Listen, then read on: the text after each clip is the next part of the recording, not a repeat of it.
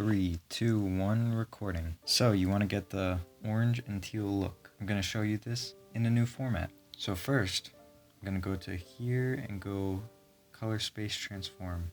Drag it on to my first node.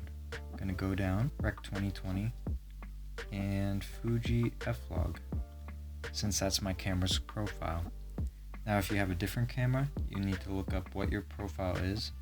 Like Sony, they'll have maybe S-Log, or with Canon they might have different Canon logs, but mine is Fujifilm. So then I'm going to go down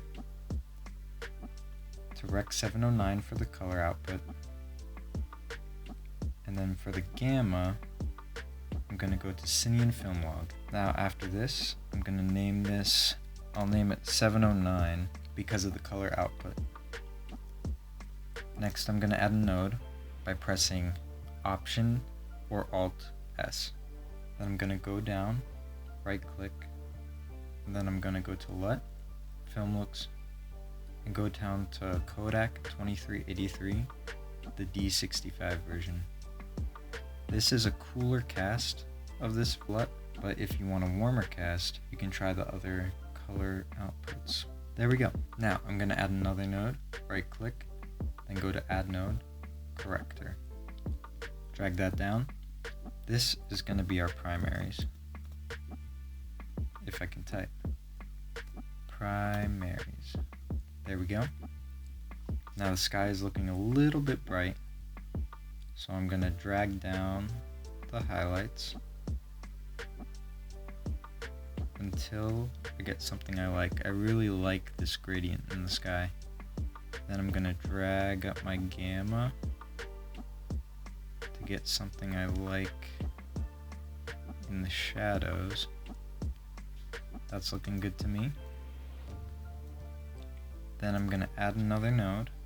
This is going to be my saturation. SAT. I'm going to put this a little bit higher because there's not much color in this image, so maybe around 90. Let's see how that's looking. And that's looking pretty good. You can already see the orange and teal color separation, but I'm going to make that even more obvious here. I'm going to actually put this at 100. That way, that's a little too much, 95. You really have to play around with your image. So after this, I'm going to go to my hues and my saturation curves. Now, I'm going to go to my vector scope. I'm going to grab these yellows, push them towards orange. You can see it moving over there. Bring my reds a little orange too. And now you got this like orangey pink in the sky. Now with the cyans,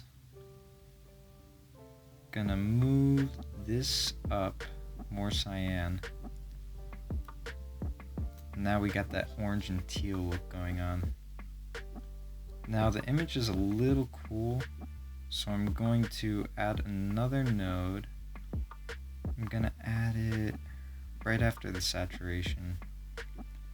I'm gonna name this hue. And my computer's going on fire right now. But here, I'm gonna warm this up a little bit. Dragging up the reds and down the blues. Now we can see I color corrected it. And that's looking more warm. So I'm gonna label this PL for printer lights, because that's what these are. I can make it more magenta, I can make it more green, maybe a little more green. And yeah, that is the look.